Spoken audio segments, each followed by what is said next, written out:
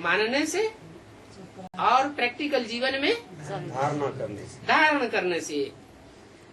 सिर्फ पुरुषार्थ जाति करने से तुम उच्च पद पावेंगे।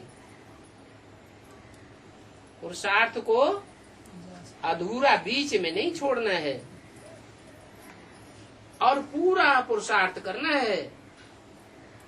एक एक सब्जेक्ट में पूरा ध्यान देना है। कौन कौन से सब्जेक्ट है? ज्ञान, योग, धारणा, सेवा। बहुत लंबे चौड़े उस पढ़ाई की तरह सब सब्जेक्ट है नहीं, 4 सब्जेक्ट हैं। उसमें भी बताते हैं कि एक याद का सब्जेक्ट भी अगर 100% पक्का हो जाए तो गारंटी है कि और बाकी जो 3 सब्जेक्ट हैं वो भी पक्के हो जाएंगे। बूढ़ी माताएं हैं, शरीर चलता नहीं है,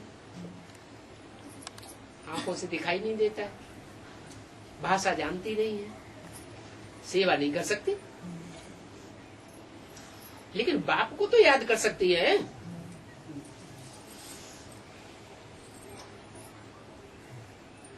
बहुत सी माताएं कहती हैं हमें ज्ञान बुद्धि में नहीं बैठता। परिवार में बच्चों की पैदाइश करते करते सारी बुद्धि घिस गई। जब तक सुनते हैं तब तक याद रहता है और बाद में सारा भूल जाता है।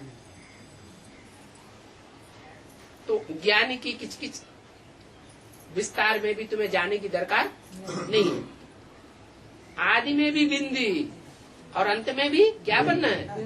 बिंदी बनना है। अपनी आत्मा को याद करते रहो, बाप को याद करते रहो, तो ज्ञान का सब्जेक्ट भी पक्का हो जाएगा। याद तुम्हारी इतनी तीखी हो जाएगी जो वाइब्रेशन से ही सारी दुनिया की सेवा करते रहेंगे। संकल्प किया और सिद्ध हुआ, और क्या चाहिए? ज्ञान का सब्जेक्ट भी पक्का हुआ, सेवा का सब्जेक्ट भी पक्का हुआ। रही